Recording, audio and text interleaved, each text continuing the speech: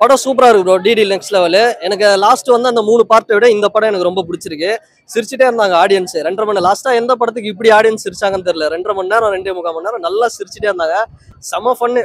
இன்னும் நிறைய பேர் இல்லையான்னு நினைச்சேன். என்னடா ஒரு 2-3 பேருக்கு குறையுது காமெடிக்குன்னு. மொட்ட ராஜேந்திரன் ஒரு மனுஷன், அவருக்காகவே வந்து இன்னொரு தடவை வந்து பார்க்கலாம். அவ்வளவு சூப்பரா இருக்கு. சிரிச்சுட்டே தான் ப்ரோ இருந்தோம் படம். என்னன்னா பேய் படம் வந்து பார்த்தோம்னா ஃபுல் காமெடி தான். இது வந்து ஒரு சீரியஸ்னஸ் இருக்கும். ஒரு சீட் எட்ஜ் மாதிரி சில சீன்ஸ் வரும். அப்புறம் சந்தானம் அவரு காமெடி, மொட்டராஜன் எல்லாரும் காமெடியும் சீரியஸ்னஸும் ஈக்குவலா இருக்கு. நல்ல ஒரு படம் பார்த்த ஃபீல். சம்மர்ல நல்லா என்ஜாய் பண்ண போறாங்க. வந்துட்டு நான் ஃபர்ஸ்ட் சீன்லயே பேய கொண்டு வந்துட்டாங்க. அண்ட் தென் அதுக்கப்புறம் ஆக்சுவலி பேய் வரல. சோ ரொம்ப நார்மலா தான் இருந்துச்சு. we expected a lot. நாங்க நிறைய பேய் சீன்லாம் இருக்கும்னு எக்ஸ்பெக்ட் பண்ணோம். பட் தென் பேய் அவ்வளவா இல்ல. So was good. Average comedy okay. நல்லா சிரிச்சாங்க. தியேட்டரே சைலண்டா இருந்துச்சு. நான் மட்டும் உட்கார்ந்து சிரிச்சிட்டு இருந்தேன். So good.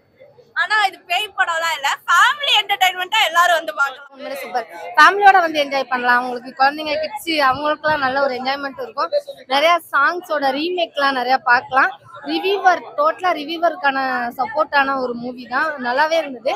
பட் இன்னும் கொஞ்சம் காமெடி மட்டும் கொஞ்சம் ஒர்க் அவுட் பண்ணி தான் படம் ஒரு நல்ல ட்ரை. பட் ஸ்டில் இன்னும் வந்து அடுத்த லெவல்ல வந்து கொண்டு போயிருக்கலாம் அப்படின்னு சொல்லுவேன். என்னன்னா இங்க சந்தானம் சாரோட அந்த டைமிங்கா இருக்கட்டும், காமெடியா இருக்கட்டும், இது எல்லாமே நல்லா ஒர்க் அவுட் ஆயிருக்கு. பட் சந்தானம் சாரை வச்சு மட்டுமே வந்து அடுத்தடுத்த மூவ் வந்து பண்ண முடியாது இல்லையா?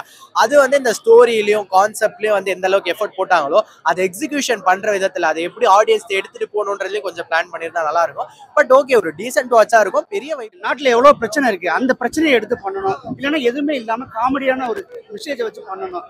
ஒரு ரிவ்யூ சொல்றாங்க, அந்த ரிவ்யூ வச்சு ஒரு படத்துக்குள்ள போவோம், ஒரு வீட்டுக்குள்ள போவோங்கிறதுலாம் அபத்தமா இருக்கு. எங்கேயுமே நெஞ்சில ஒட்டவே இல்லை. எந்த காமெடி ஒர்க் அவுட் ஆகல, எந்த ஆர்ஆர் ஒர்க் அவுட் ஆகல. சந்தானம் சார் வந்து இந்த இதை எக்ஸ்பெக்ட் பண்ணவே இல்லை.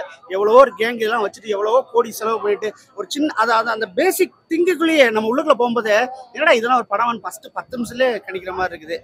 ஒரு ரிவ்யூவர் கெட்டப்ல இது பண்ணிட்டு என்ன சொல்றது. ஜிவிஎம் யூஸ்வலா அவர் என்ன வருவாரோ அதே தான் பண்ணியிருக்கிறாரு இதுலயும். இதுக்கு முன்னாடி சந்தானம் படம் நிறைய படம் வந்திருக்கேன். வடகுப்பட்டி ராமசாமி அது இது நிறைய படம் டிசப்பாயின்மெண்ட். பட் இந்த படம் எனக்கு லாஸ்ட் அந்த 3 டிடி ரிட்டர்ன்ஸ் விட இந்த படம் செம்ம ஒரு ஃபுல்ஃபில்மெண்ட். ரொம்ப நல்லா இருந்தது படம் பார்க்கறதுக்கு. ரொம்ப நல்லா இருந்தது. ப்ளூ சட்டை மாறன் இந்த அவரோட இந்த நெகட்டிவ் அதெல்லாம் வந்து ரிவ்யூ பத்திலாம் சொல்லியிருக்காங்க. அதாவது படத்துக்கு தியேட்டருக்கு வரும்பொழுதே வந்து எனக்கு சந்தானம் பிடிக்காது அப்படின்னு ஒரு ஹேட்ல நீங்க வந்தீங்கன்னா படம் பிடிக்காது. அது மாதிரி இருந்தா தயவுசெய்து வராதீங்க. அதை தாண்டி நான் நல்ல படம் ஃபேமிலியோட என்ஜாய் பண்ணோம். ஸ்கிரீன்ல நல்ல டைம் வந்து கொடுத்துருக்காங்க. பட் அவரை வந்து நீங்க கொண்டு வர டைமை இன்னுமே அடுத்த லெவல்ல கொண்டு வந்திருக்கலாம் அப்படின்னு சொல்லி ரிவ்யூவர்ஸை பத்தி தானே பேசிருக்காங்க. ஒரு 20 நிமிஷம் இவரு ரிவ்யூ கொடுத்தத பத்தியும் அதால வந்த பிரச்சனையை பத்தியும் ஒரு சீன் எடுத்திருந்தால் மேபி சிங்க் ஆகிருக்கும். பட் டிரெக்டர் சார் தப்பு, ரொம்ப தப்பு பண்ணிட்டீங்க.